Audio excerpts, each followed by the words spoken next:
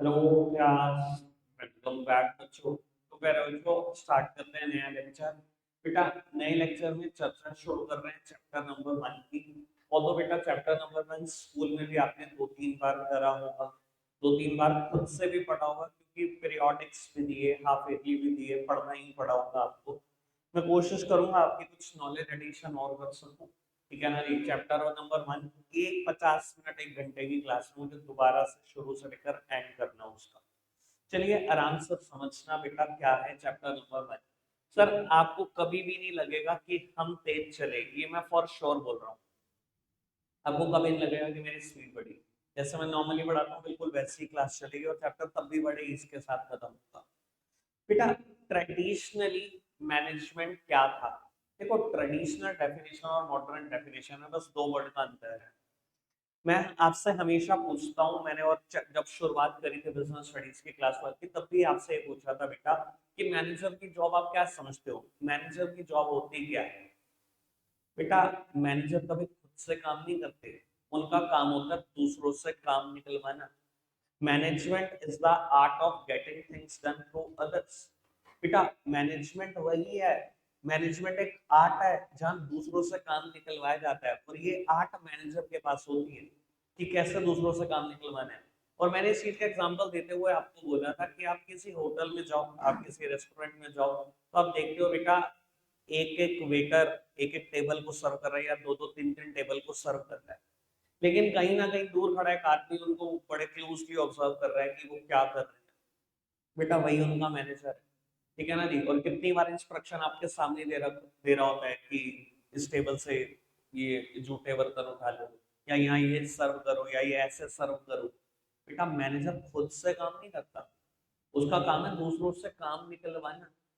Art of getting things done through other, ये management है। Manager का काम है दूसरों से काम निकलवाना। लेकिन मॉडर्न डेज में मॉडर्न डेफिनेशन में बेटा 2 वर्ड ऐड कर दिए गए। आज भी दूसरों से काम निकलवाने की कला को ही मैनेजमेंट बोला जाता है।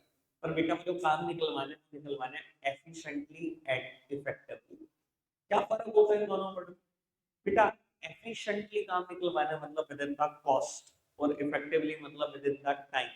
देखो बेटा अगर ये दो चीजें साइमल्टेनियसली एग्जिस्ट करेंगी तो मानेंगे मैनेजमेंट इज देयर, और अगर ये नहीं एग्जिस्ट करेंगी तो बेटा मैनेजमेंट था ही कभी नहीं।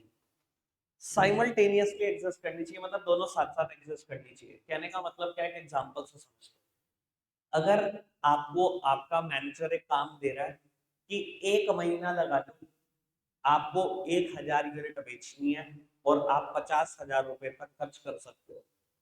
1 महीने का समय, 1000 यूनिट बेचनी है और 50,000 रुपए तक खर्च कर सकते हो।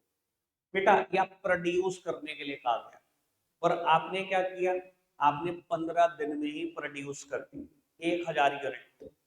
लेकिन लगने वाला जो कॉस्ट है वो 50 की जगह 70,000 रुपए का किया।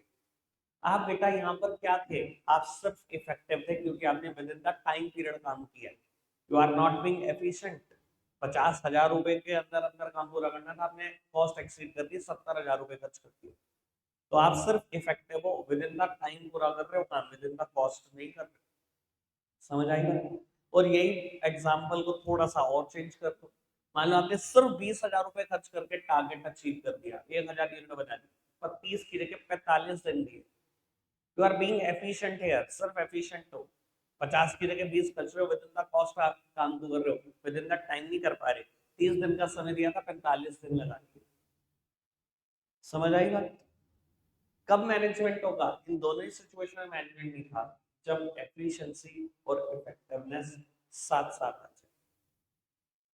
ठीक है, क्लियर बात? समझ में आया मैनेजमेंट का मतलब क्या है?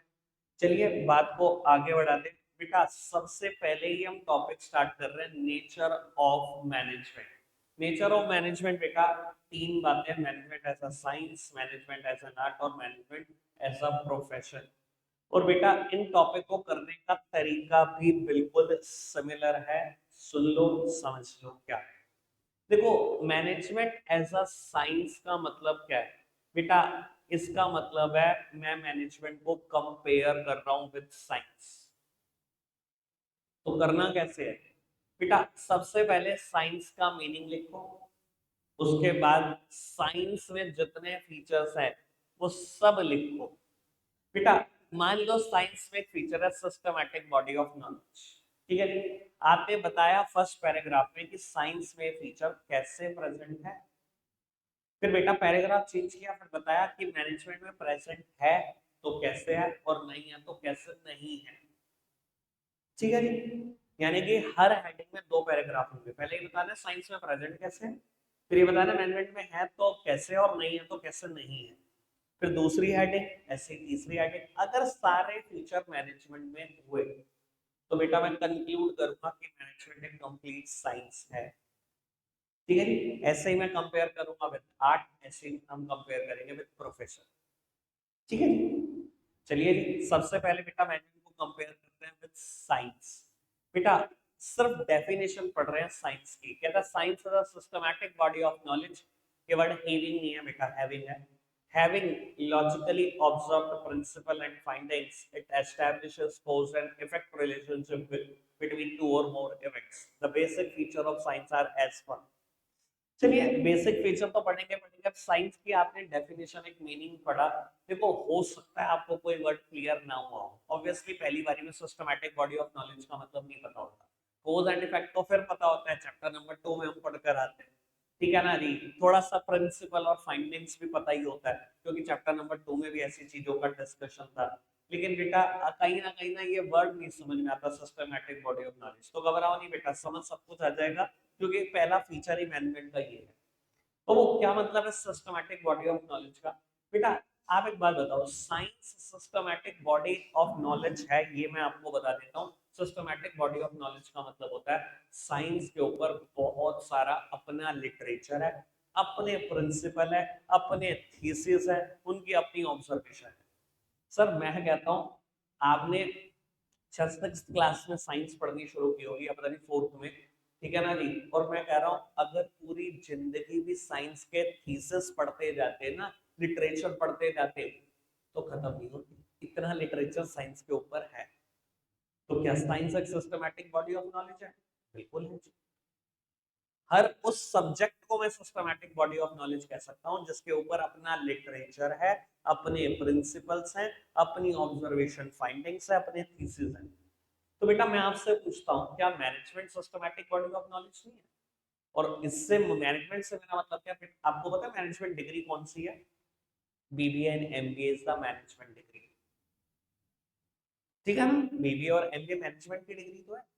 तो वो अब मैं आपसे सिंपल सा क्वेश्चन पूछ रहा हूँ, आपको क्या लगता है कि मैनेजमेंट के पास अपने प्रिंसिपल नहीं है, अपने थीसिस, अपना लिटरेचर नहीं है? सर बहुत लिटरेचर है। जैसे बात मैंने साइंस की बोली सेम बात मैं मैनेजमेंट के लिए भी बोल रहा हूँ बेटा।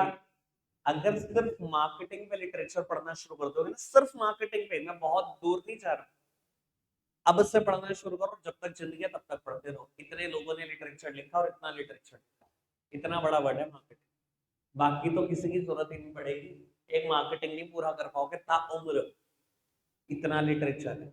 और रही बात प्रिंसिपल और फाइंडिंग्स की, sir management is also having its own principle. आप पढ़कर आते हो मैनेजमेंट के प्रिंसिपल, चैप्टर 2 पूरा फेयोल और टेलर के प्रिंसिपल ही पढ़े, प्रिंसिपल ऑफ मैनेजमेंट ही तो चैप्टर का नाम।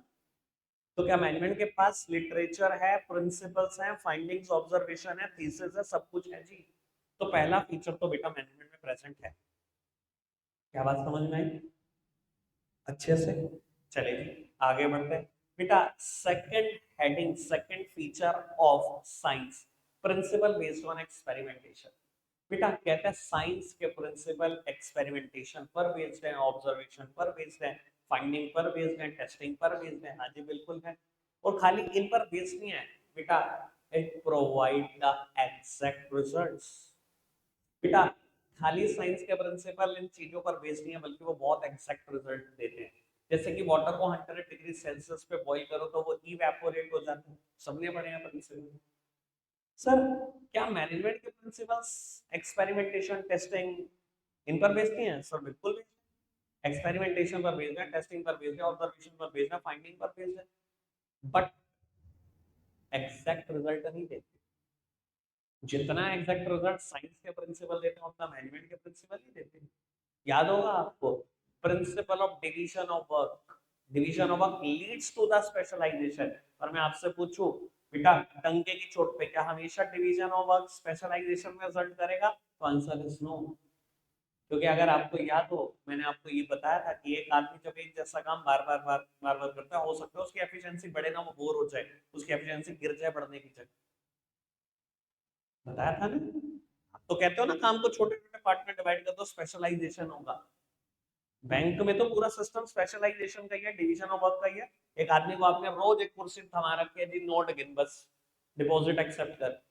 तो हो सकता है ना बेटा महीने 2 महीने 6 महीने के बाद उसको लगे यार क्या है यार वही बोरिंग जॉब, नोट गिनो, थक गया हूं मैं तो नोट गिन गिन के। उसकी तो स्पीड बढ़नी चाहिए थी, स्पेशलाइजेशन होना चाहिए था। स्पेशलाइजेशन तो क्या हुआ बेटा, उसकी स्पीड और गिर गई क्योंकि वो बोर होने लगा। तो बेटा एग्जैक्ट रिजल्ट नहीं देते। दैट्स व्हाई ये पर्टिकुलर फीचर हम मानते हैं मैनेजमेंट में प्रेजेंट नहीं है। क्या बात समझ में आ रही है आप? आगे बढ़ते हैं बेटा। Last one, universal validity.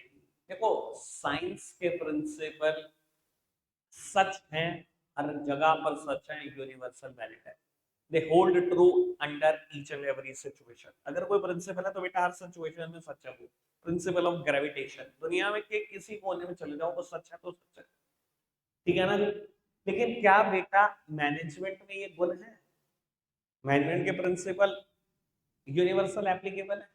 बेटा नहीं, they have to be modified according to the situation. Management के प्रिंसिपल या फ्लेक्सिबल होते हैं, उनको कहीं ना कहीं जरूरत पड़ती है मॉडिफाई करने की, उनको आप जैसे हैं वैसे इंप्लीमेंट कभी नहीं कर पाओगे, ठीक है ना। मतलब स्ट्रिक्ट प्रैक्टिस फॉलो कभी नहीं कर पाओगे। मैंने ये बात का एग्जांपल तब भी दिया था जब मैं feature of principle of management पढ़ा रहा था आपको। वहां पर एक फोर्थ हेडिंग आती है फ्लेक्सिबिलिटी, फ्लेक्सिबल। तब भी मैंने सेम एग्जांपल दिया था।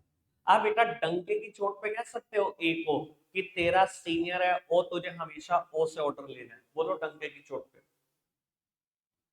बेटा these principles are applicable on the human being, on the human behavior, और हर ह्यूमन बीइंग अलग है, उसका ह्यूमन बिहेवियर अलग है। आप डंके की चोट पे कैसे लगा सकते हो वो प्रिंसिपल जो ह्यूमन बीइंग पे लगता है? सर कल को ओ ही ना रहा तो दुनिया में तो क्या, तो क्या ये ऑर्डर नहीं लेगा? या ओ का हमने ट्रांसफर कर दिया किसी और जगह पर, ओवरसीज कंपनी के ऑपरेशन ऑपरेशन चलते हैं, हमारा एक सिंगापुर ऑफिस है, वहां ट्रांसफर कर दिया, उसको वहां भेज दिया, वहां प्रमोट करके भेज दिया। अब क्या ऑर्डर नहीं रिसीव करेगा क्या? तो डंके की चोट पे प्रिंसिपल नहीं लगाए जा सकते। They are not true under each and every situation. हर सिचुएशन में सच नहीं है, they have to be modified according to the situation. इन प्रिंसिपल को सिचुएशन के हिसाब से बदलना पड़ता है आपको। तो बेटा दूसरा फीचर ऐसा निकला जो प्रेजेंट नहीं था मैनेजमेंट में। That's why management is not a complete science. चार वर्ड आते हैं वैसे। Management is a social science, soft science, inexact science, ठीक है, इम्प्योर साइंस। ध्यान रखना बेटा, इन चारों वर्ड में से कोई वर्ड आ जाए। मैंने क्या क्या बोला? Social science, soft science, inexact science, impure science. Paper में स्टेटमेंट आती है management is a impure science, explain. Explain में क्या करना है, यही पूरा topic. Management is a inexact science, explain, यही सब कुछ। मैनेजमेंट सोशल साइंस है, सॉफ्ट साइंस है, इम्प्योर साइंस है, इनएग्जैक्ट साइंस है। डन? इजी है। मैं आपको बता देता हूँ सबसे ज्यादा ब्राइट चांसेस रहते हैं nature of principle of management के आने के पेपर में, सबसे ज्यादा। ये तीनों ही टॉपिक बहुत इंपॉर्टेंट। चलिए बेटा आर्ट की बात करते हैं अब, आगे बढ़ाते हैं। साइंस डन है, आर्ट की बात करें। अच्छा आर्ट से मतलब क्या समझते हो आप? ड्राइंग की बात नहीं सुनी। आर्ट्स मतलब किसी काम को करने की कला। आप मानते हैं सिंगिंग एक आर्ट है? सबके पास तो नहीं है ना। डांसिंग एक आर्ट है, टीचिंग, कुकिंग, ये सब आर्ट है। पक्का से? तो मैं इनके ही एग्जांपल लेटर ऑन दूंगा, अगर आप ओके कर रहे हो तो तभी तो मैं एग्जांपल दे पाऊंगा इस चीज के, ठीक है ना। सिंगिंग, डांसिंग, टीचिंग, इनके एग्जांपल मैं फर्दर देता रहूंगा इस चीज पे क्लियर करने के लिए। आर्ट का मीनिंग दिया गया है, पढ़ते हैं जी। वो आप ही पढ़ रहे हैं, फटाफट से पढ़ दो, कोई टेंशन मत लो। कुछ ना भी समझ आया पढ़ दो बस एक बार।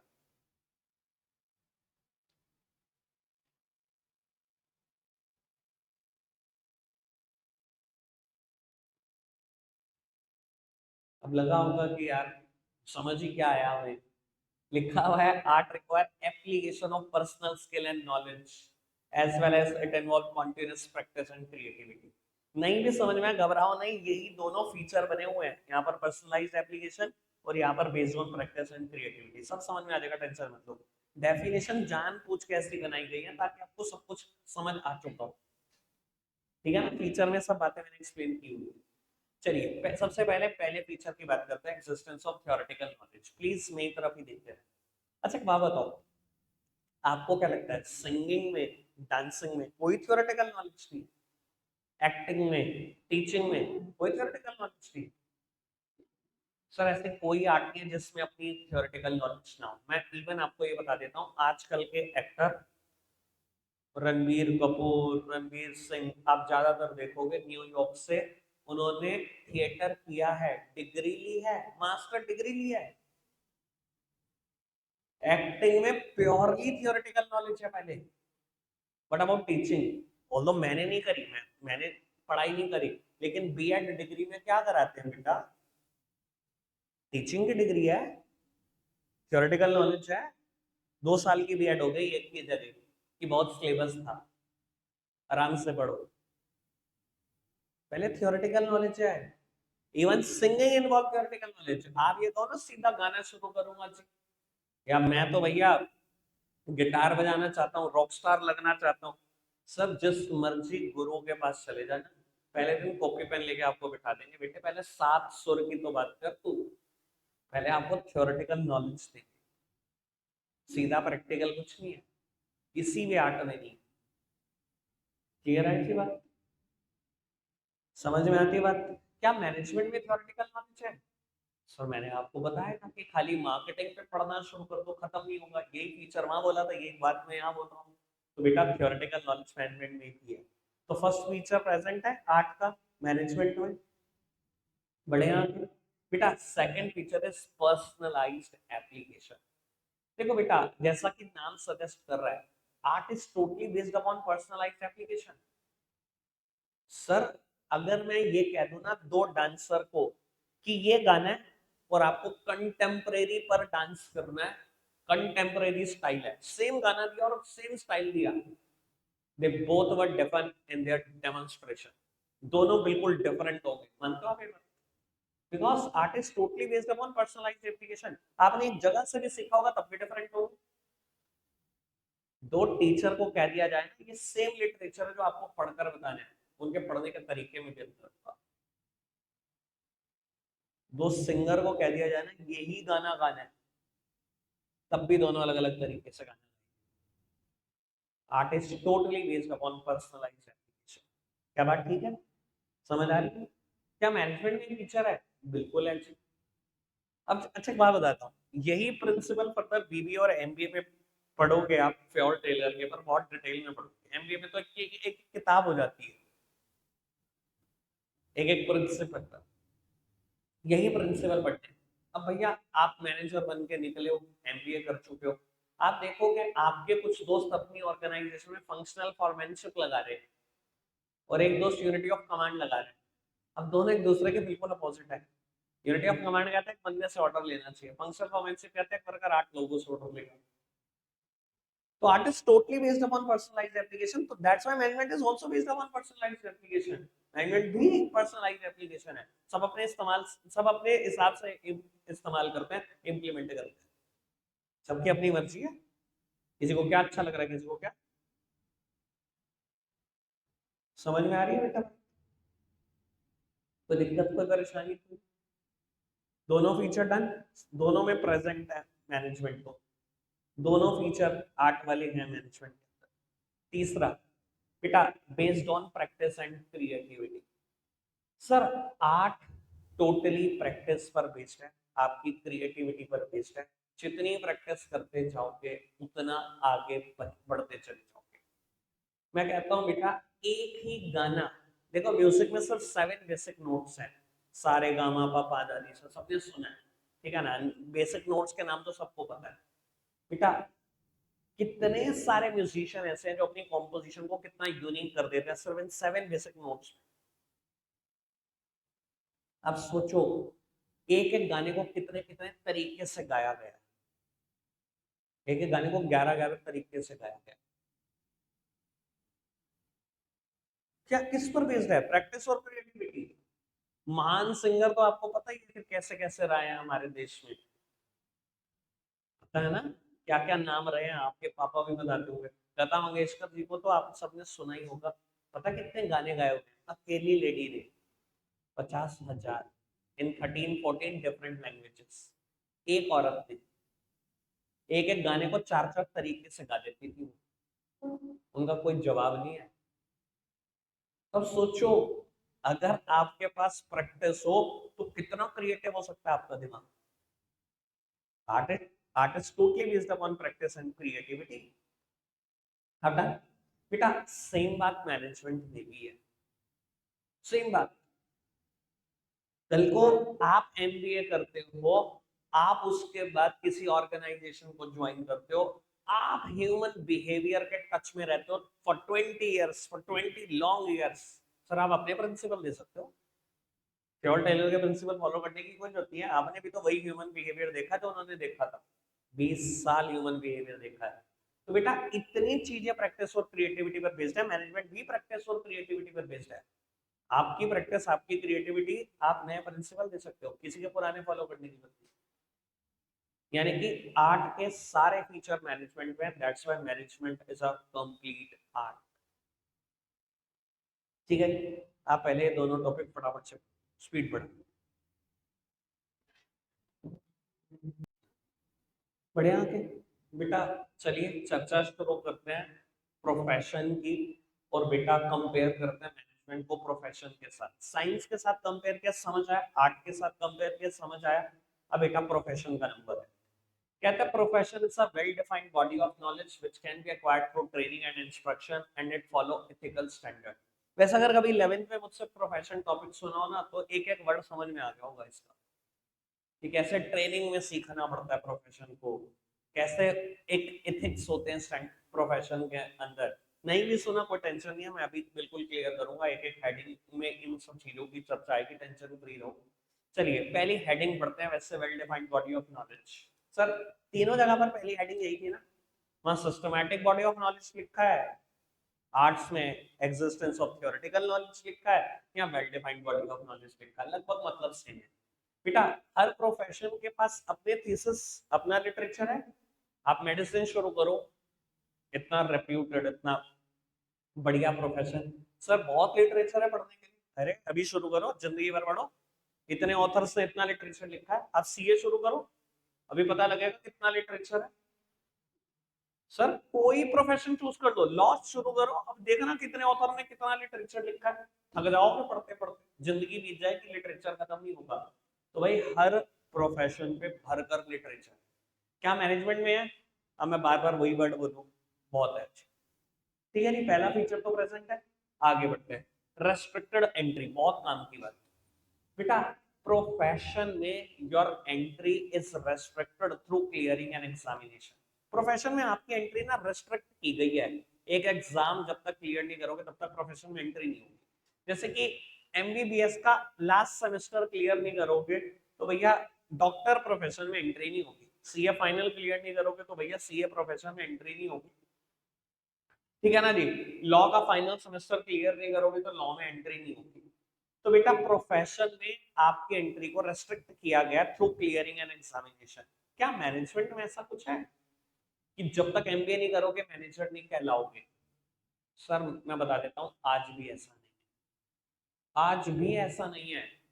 अगर मैं कहता हूं आपके फादर बहुत बड़े इंडस्ट्रियलिस्ट हैं और आपका पढ़ाई में मन नहीं लगता और वो चाहते हैं कि 12th के बाद आप बिजनेस करो या छोटा मोटा डिप्लोमा ले लो।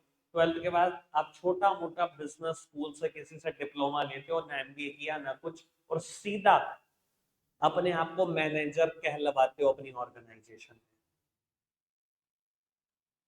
तो एमबीए करना जरूरी नहीं है मैनेजर कहलवाने के लिए। और मैं किसी इंडस्ट्रियलिस्ट का नाम नहीं लेना चाहता, बहुत सारे इंडस्ट्री में ऐसे एग्जाम्पल है जिन्होंने लोगों ने कभी एमबीए नहीं करी और अपने आप को मैनेजर कहलवाते हैं। बहुत एग्जांपल है, बड़े बड़े इंडस्ट्रीज, छोटी बड़ी बात मत सोचना। ठीक है जी, बात समझ में आती है? पक्का से? और जितने लोगों के बारे में आप गूगल सर्च करोगे ना, जिन्होंने यहाँ से इस बिजनेस स्कूल से पढ़ाई करी है, इस बिजनेस स्कूल से पढ़ाई की है, आधे सच भी नहीं होंगे, क्योंकि बहुत बड़े इंडस्ट्री से डिग्री तो उनकी बैठे बिठाए आ जाती है। ठीक है ना, मैनेजर कहलवा रहे हैं बिना एमबीए क्लियर करे, तो ये वाला फीचर तो प्रेजेंट नहीं है भैया मैनेजमेंट में। ठीक, आगे बढ़ते हैं जी। तीसरी बात, प्रोफेशनल एसोसिएशन। बेटा हर प्रोफेशन की एक प्रोफेशनल एसोसिएशन है, याद होगा वैसे मेरे बहुत सारे एग्जांपल। सीए की प्रोफेशनल एसोसिएशन आईसी है, institute of chartered accountant of India. बेटा सीएस की institute of company secretary of India, CMA की institute of cost and management accountant of India, lawyers की bar council of India, doctors की IMA Indian medical association. तो बेटा हर profession के पास एक professional association है, जो बेटा एग्जाम भी कंडक्ट करती है, रिजल्ट भी देती है, प्रोफेशन में एंट्री भी इंश्योर करती है, सर्टिफिकेट ऑफ प्रैक्टिस भी देती है, एथिकल कोड ऑफ कंडक्ट भी देती है, सब यही प्रोफेशनल बॉडी देती है। भाई सीए का एग्जाम कंडक्ट करने वाली अथॉरिटी भी यही, रिजल्ट देने वाली भी यही, प्रोफेशन में एंट्री कराने वाली भी यही, सर्टिफिकेट ऑफ प्रैक्टिस देने वाली भी यही, और उसके बाद बेटा ethical standards, professional code of conduct भी जिसको बोलते हैं। मैं बताऊंगा क्या है ये अगला हेडिंग आने। पहले पता लगा प्रोफेशनल एसोसिएशन क्या है, ठीक है बेटा। क्या मैनेजमेंट की भी कोई प्रोफेशनल एसोसिएशन है? एआईएमए, एआईएमए ऑल इंडिया मैनेजर्स एसोसिएशन, पर इसका मेंबर बनना जरूरी नहीं है। तो अगर मेंबर बनना जरूरी नहीं है तो फिर तो फीचर प्रेजेंट ही नहीं है। क्या मैं सोच सकता हूँ बिना आईसीए का मेंबर बने सीए? तो कौन कराएगा? कौन? भाई आपको पता है मेरे सिग्नेचर की पावर क्यों है मेरे हाथ में? क्योंकि मैं इसका मेंबर हूँ। अगर इसके मेंबर नहीं रहोगे तो सिग्नेचर भी नहीं कर सकते पूरी जिंदगी। इतनी खतरनाक बॉडी है। क्या मैनेजर नहीं रहोगे अगर इसका पार्ट नहीं रहोगे? नहीं भैया, मैनेजर रहोगे। एमबीए की डिग्री बिल्कुल वैलिड है, चाहे इसका मेंबर बनोगे नहीं। तो भैया ये फीचर भी प्रेजेंट नहीं है। अच्छा एक सेकंड पूछना प्रकाश, एक सेकंड पूछना। फर्स्ट फीचर प्रेजेंट था, well defined body of knowledge, ना तो प्रोफेशनल एसोसिएशन ना ही इससे ऊपर वाला फीचर रेस्ट्रिक्टेड एंट्री, ये दोनों प्रेजेंट थे। ठीक है। तीसरा, इथिकल कोड ऑफ कंडक्ट। बेटा मैं भी बोल रहा था कि professional association ethical code of conduct देती है, प्रोफेशनल कोड ऑफ कंडक्ट भी बोलते हैं। और वो सीए को देने वाली professional code of conduct ICI है, जिसको फॉलो करना कंपलसरी है। मैंने आपको बताया था 11 में डिटेल, मेरे ऊपर 26 लगते हैं बेटा प्रोफेशनल कोड ऑफ कंडक्ट, मुझे फॉलो करने होते हैं। एक दो की बात कर देता हूँ बेटा। CA can't advertise his business, आप कभी अपने बिजनेस को एडवर्टाइज नहीं कर सकते। सीए का एड सिर्फ 3 जगह पर ही हो सकता है, घर के बाहर नेम प्लेट, ऑफिस के बाहर फ्लेक्स बोर्ड, और हल्की बहुत बात की, फ्लेक्स बोर्ड का साइज भी डिफाइन है, फ्लेक्स बोर्ड पे जो कलर यूज करते हो वो भी डिफाइन है। चमकीला कलर्ड बोर्ड भी इस्तेमाल नहीं कर सकते, ब्लैक एंड व्हाइट बोर्ड इस्तेमाल करना पड़ता है साइज के साथ। और तीसरी जगह पे ऐड कर सकता हूँ मेरी प्रोफेशनल स्टेशनरी। प्रोफेशनल स्टेशनरी क्या होते हैं? विजिटिंग कार्ड और बेटा ऑफिस की जो फाइल है वहां पे अपने नाम लिखो, वहां बताओ अपना बिजनेस, बाकी नहीं। CA can't advertise his business. समझ में आती है बात? सीए का आप ऐड कभी नहीं देखोगे, हमारे सस्ते दामों में इनकम टैक्स रिटर्न भरी जाती है, हमारे यहाँ तसल्ली बख्श काम किया जाता है, ऐसा कोई ऐड नहीं देखोगे। ऐड करने की सजा है यहाँ, सजा देता है हमारा इंस्टीट्यूट, बहुत खतरनाक खतरनाक। ठीक है ना। एक और प्रोफेशनल कोड ऑफ कंडक्ट भी बताया था बेटा, मैं चार्टर्ड अकाउंटेंट के अलावा कोई और डेजिग्नेशन नहीं लिख सकता। याद है आपको मैंने 11 में बताया? और मैं आपको बताऊं लॉयर्स क्या क्या लिखते हैं? Income tax consultant, tax planner, financial adviser. हमारे इंस्टीट्यूट कहता है सारी दुनिया को पता कौन कितना बड़ा फाइनेंशियल एडवाइजर है, तो हम सिर्फ चार्टर्ड अकाउंटेंट लिखते हैं। दुनिया जानती है कौन क्या करा सकता है। समझ में आती है बात? तो बेटा हमारे ऊपर कुछ प्रोफेशनल कोड ऑफ कंडक्ट लगते हैं जो हमारी प्रोफेशनल एसोसिएशन ने हमें दिया, हमें हम फॉलो करने कंपलसरी है। ठीक है जी, समझ में आया कैसे ये प्रोफेशन के ऊपर लगता है फीचर। अब रही बात मैनेजमेंट में है ऐसा कुछ। सर देखो मैनेजमेंट में अगर कोई एसोसिएशन है भी, उसका मेंबर बनना कंपलसरी नहीं है, तो क्या उसके प्रोफेशनल कोड ऑफ कंडक्ट मानने कंपलसरी होंगे? अगर उसका मेंबर बनना ही कंपलसरी है तो उसके कोड ऑफ कंडक्ट मानने कहां से कंपलसरी होंगे? अगेन ये फीचर भी प्रेजेंट नहीं है, बीच के तीन फीचर प्रेजेंट ही नहीं है। Restricted entry, professional association, ethical code of conduct first present था बेटा। लास्ट देखो हेडिंग का नाम है सर्विस मोटिव। हर प्रोफेशन, कोई प्रोफेशनल सोच लो, उनका एक ही मोटिव, सीए, मेडिसिन, लॉ, सबका एक ही मोटिव है कि आप सोसाइटी को सर्व करेंगे बेस्ट टू बेस्ट। कोई भी प्रोफेशन नहीं कहता कि हमें प्रॉफिट कमाने हैं बहुत सारे, वो बात अलग है कि करोड़ों के प्रॉफिट यही कमा रहे होते हैं, और वो कहते नहीं, लेकिन कहते हैं हमारा मोटिव तो सर्विस मोटिव है, सोसाइटी को बेस्ट टू बेस्ट सर्व करना। ठीक है, और वो क्या मैनेजमेंट में है ये फीचर है? देखो आपने बिजनेस स्टडीज पढ़नी शुरू करी लास्ट ईयर 11th में, पहली बार आपको चैप्टर नंबर 6 पढ़ाएगा सोशल रिस्पॉन्सिबिलिटी, सब पढ़कर आए हैं। आपको 11th से आपके माइंड को ट्रेन कर रहे हैं कि सोसाइटी का भला सोचना। आज भी आप टॉपिक पढ़ लोगे अभी सोशल रिस्पॉन्सिबिलिटी पर, देख लेना, अभी मैं पढ़ाऊंगा, मैं खुद ही पढ़ाऊंगा, तो आपके माइंड को ना हर साल ट्रेन करते रहेंगे। और एमबीए में बता देता हूँ, आप किसी भी फील्ड में स्पेशलाइजेशन कर लो, आपने एचआर ह्यूमन रिसोर्स में स्पेशलाइजेशन करना है, कंपलसरी सब्जेक्ट होगा सोशल रिस्पॉन्सिबिलिटी। आपने सेल्स में करना होगा, इंटरनेशनल टैक्सेशन में करना होगा, डिजिटल मार्केटिंग में करना होगा, एमबीए 26-27 फील्ड में होती है, सबके पास कंपलसरी सब्जेक्ट है सोशल रिस्पॉन्सिबिलिटी।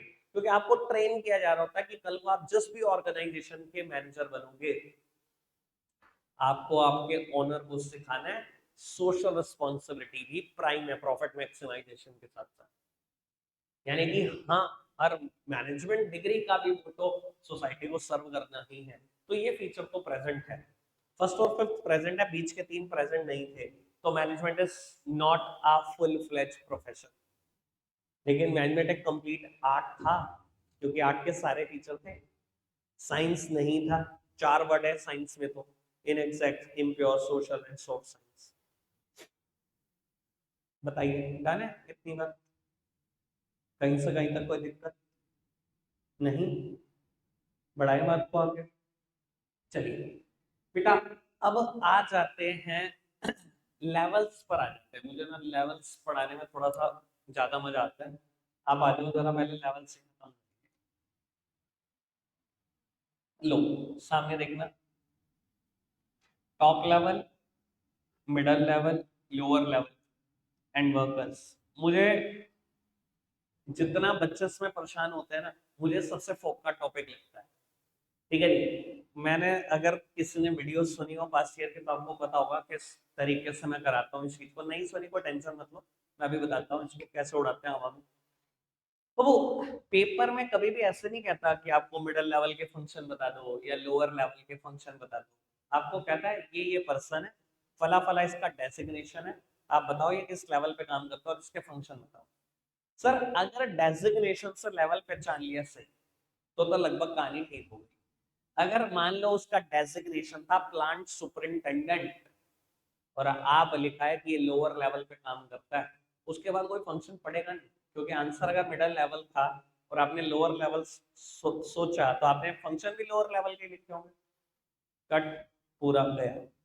यानी कि डेजिग्नेशन भी अच्छे से पता होने चाहिए। तो बेटा टॉप लेवल पे कौन कौन लोग काम करते हैं, पहले इसकी चर्चा करते हैं। इससे भी पहले ये पिरामिड क्यों बनाते हैं ये पता है ना, ये ट्राइंगल शेप ही क्यों बनाते हैं? मैंने बहुत बार बोला, चैप्टर 2 में ही बोलना शुरू कर दिया था, मेरा पहला चैप्टर। बेटा आप ऐसे मत बनाना इस डायग्राम को, क्योंकि बच्चों को लगता है कि डायग्राम ही तो है कैसे भी बना लो।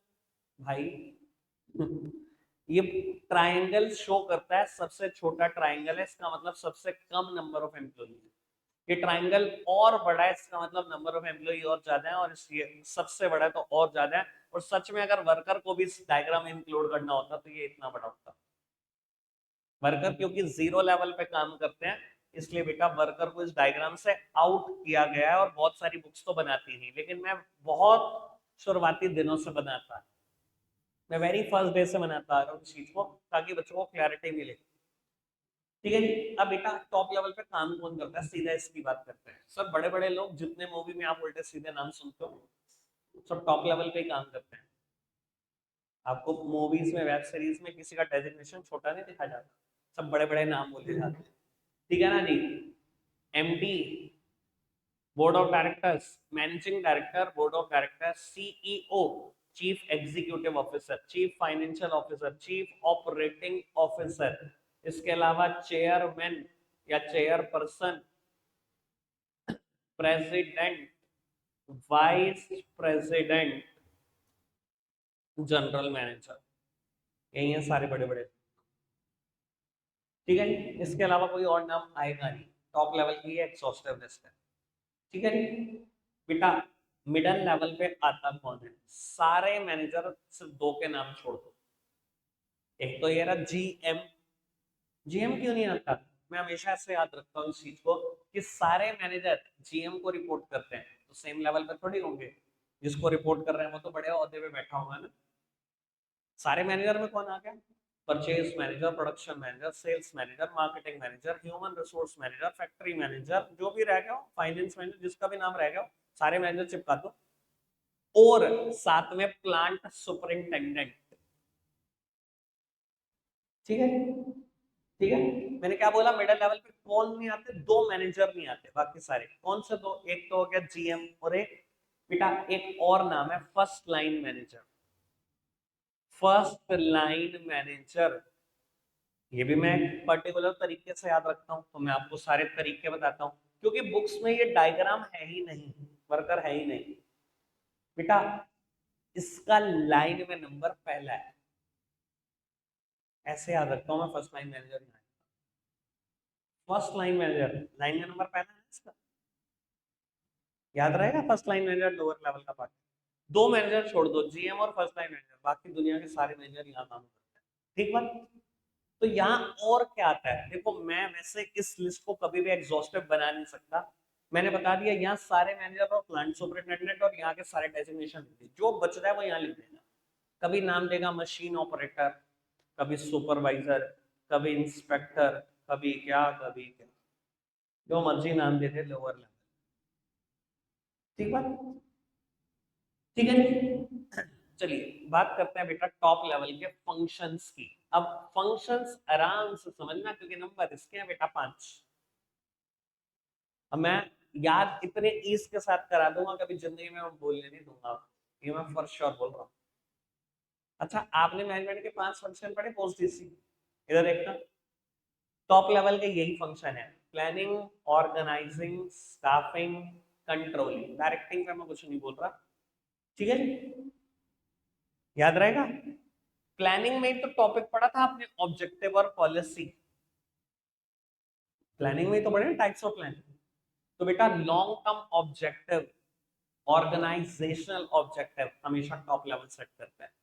जितनी मेजर पॉलिसीज होती है ऑर्गेनाइजेशन के लिए, कॉम्पिटिटर के अगेंस्ट पॉलिसीज या बेटा परचेज पॉलिसीज या बेटा प्रोडक्शन पॉलिसीज, वो सब टॉप लेवल बनाता है खुद से।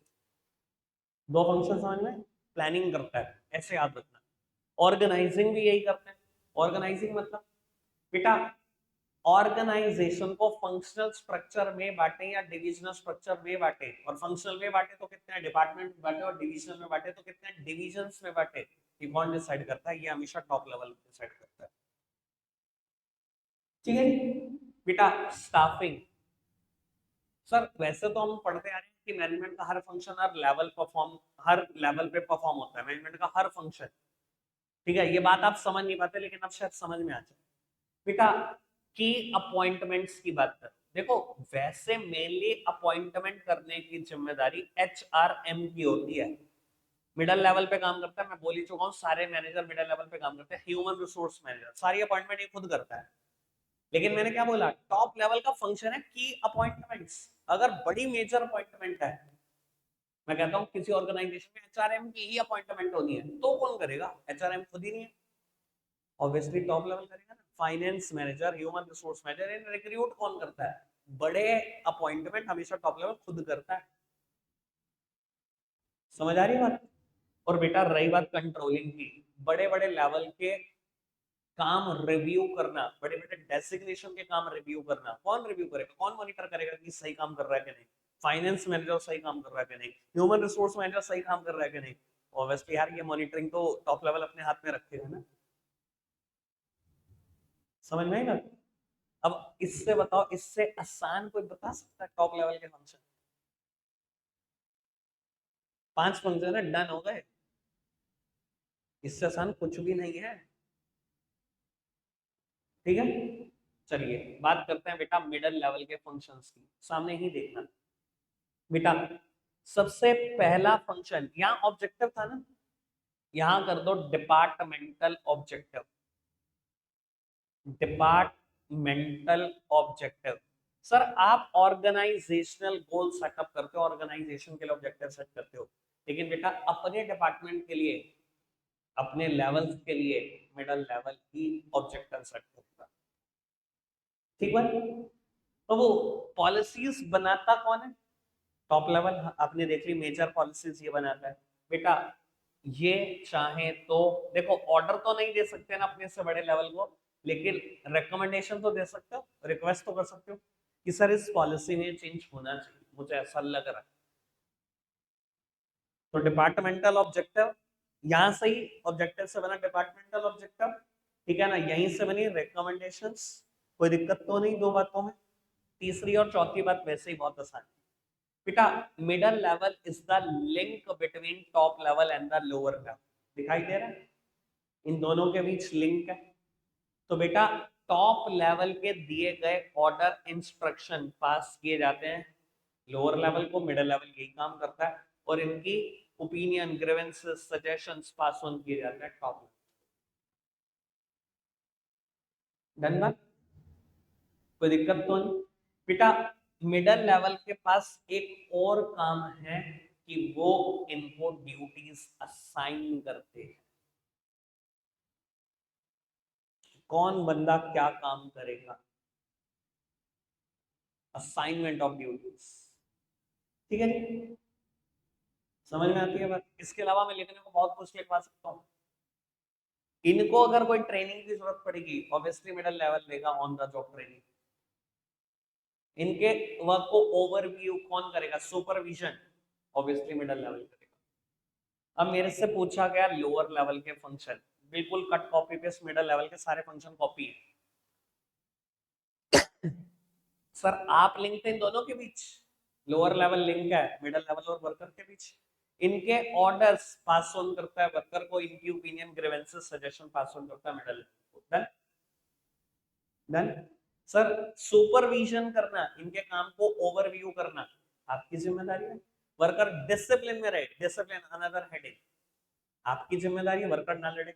सर सेफ्टी मेजर्स, इनको सेफ्टी मेजर्स बताना, कैसे मशीन को ऑपरेट करना है ये सिखाना आपकी ही जिम्मेदारी है।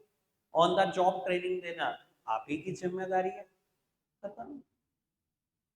लोअर लेवल के फंक्शन बिल्कुल वही हैं जो सुपरवाइजर के फंक्शन पढ़े थे डायरेक्टिव।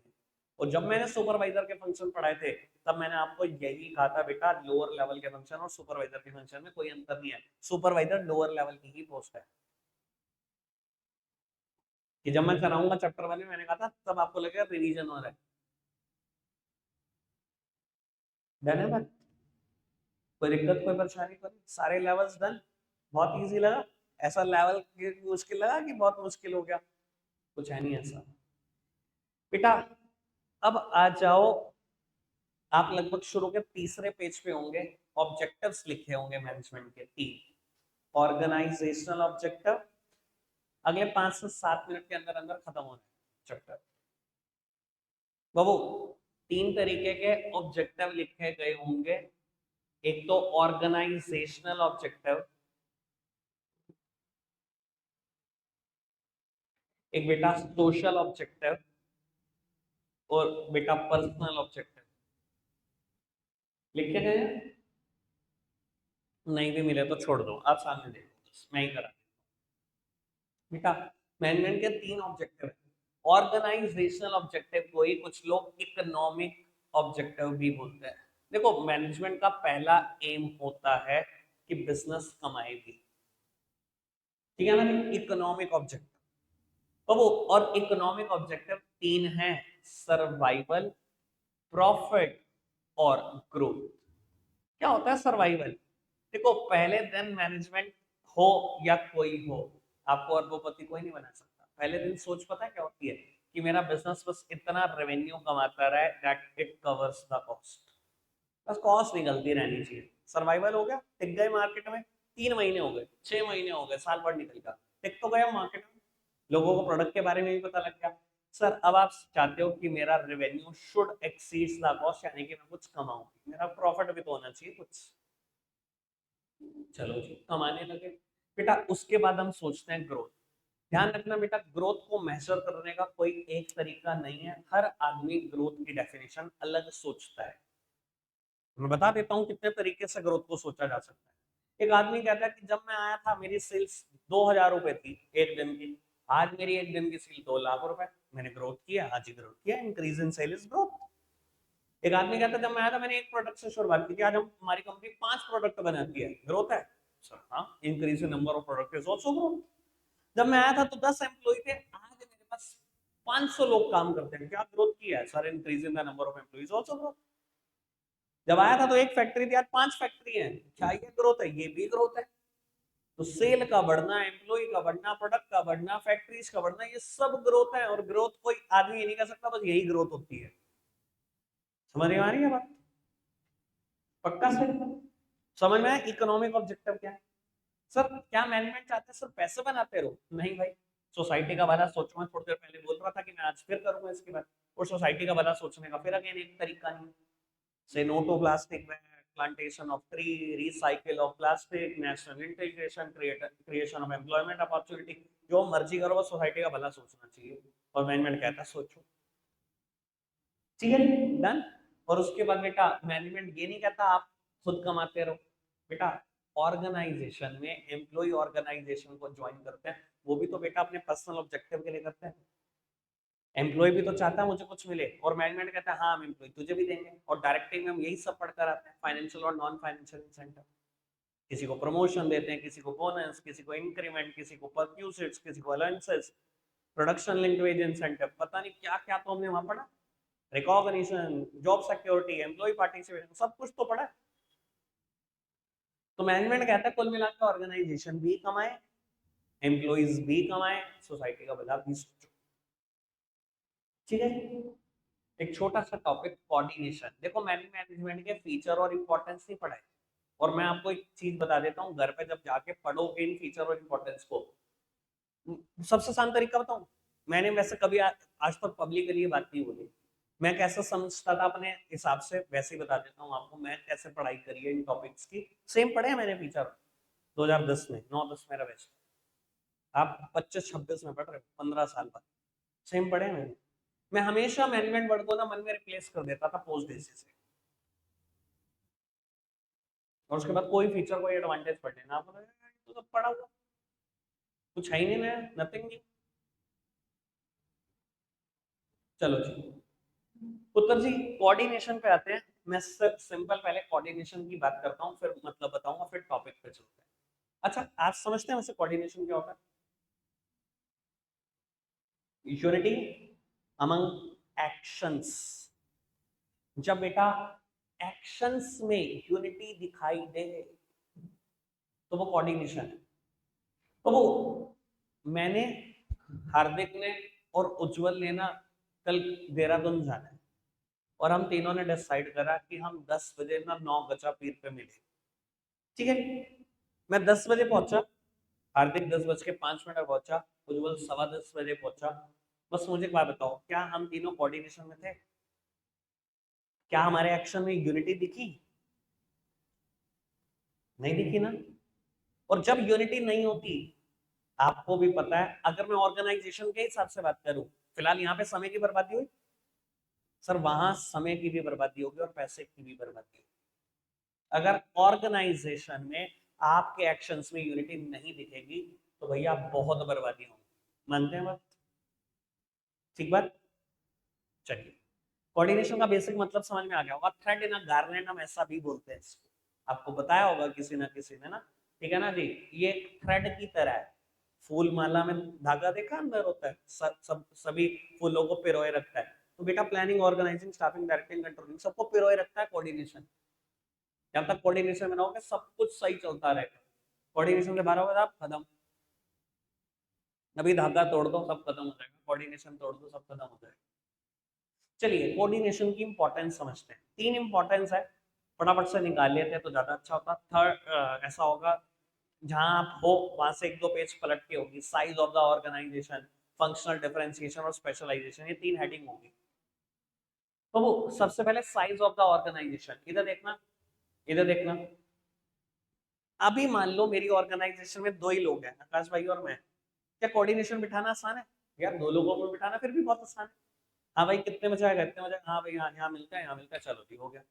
सब जब ये ऑर्गेनाइजेशन साइज में बढ़ेगी, मान लो बढ़ते बढ़ते बढ़ते बढ़ते हम 10 लोग हो गए, क्या कोऑर्डिनेशन की इंपॉर्टेंस और ज्यादा हो गई? क्या कोऑर्डिनेशन बिठाना मुश्किल हो गया? तो यही बताने की कोशिश कर कह रहा जैसे जैसे साइज ऑफ द ऑर्गेनाइजेशन बढ़ता जाएगा कोऑर्डिनेशन की इंपॉर्टेंस भी और बढ़ेगी। ठीक बात, सही बोल रहा है बिल्कुल। दूसरी बात फंक्शनल डिफरेंशिएशन। बेटा अगर मैं आपको ये कहूं कि मेरी ऑर्गेनाइजेशन अभी 3 फंक्शन में डिवाइडेड है, प्रोडक्शन, सेल्स और परचेज, क्या कोऑर्डिनेशन बिठाना अभी आसान है? अभी आसान है, 3 ही तो है, ज्यादा तो नहीं है। और मान लो जैसे जैसे फंक्शनल डिफरेंशिएशन बढ़े, अब हमने बेटा 20 डिपार्टमेंट बना दिए, प्रोडक्शन, परचेज, सेल्स तो थे, मार्केटिंग ऐड कर दिया, inventory control, accounting, finance, HR, बहुत सारे डिपार्टमेंट बना। सर अब आपको लग रहा होगा कोऑर्डिनेशन की इंपॉर्टेंस और बढ़ेगी, अब बिठाना थोड़ा मुश्किल होगा कोऑर्डिनेशन। तो जैसे जैसे ऑर्गेनाइजेशन साइज में बढ़ती जाती है कोऑर्डिनेशन की जरूरत बढ़ती है, जैसे जैसे ऑर्गेनाइजेशन फंक्शनल डिफरेंशिएशन बढ़ाती रहती है, नंबर ऑफ फंक्शंस बढ़ाती रहती है, कोऑर्डिनेशन की इंपॉर्टेंस और ज्यादा बढ़ती है। ठीक बात, ठीक बात। तीसरी बात स्पेशलाइजेशन, बड़े नाम। सर आज की तारीख में ये मानते हो स्पेशलाइजेशन का जमाना है, काम आना चाहिए तो पूरा आना चाहिए, स्पेशलाइजेशन का जमाना है। हर काम को करने के लिए लोग स्पेशलिस्ट ला रहे हैं। पुराने जमाने में तो टीचर्स ऐसे होते थे, हमारे को भी ऐसे ही टीचर्स ने पढ़ाया, एक टीचर अपॉइंट करते थे, वही बीएसटी पढ़ा रहा है, वही अकाउंट्स, कभी कभी इकोनॉमिक्स भी उससे पढ़ा। अब स्कूल क्या करते हैं, नहीं नहीं नहीं स्पेशलिस्ट ही है, सैलरी भी अच्छी देंगे, स्पेशलिस्ट लेके आओ, एक सब्जेक्ट पढ़ाता हूँ धमाक के धार पढ़ाता, ऐसा जमाना ऑर्गेनाइजेशन में।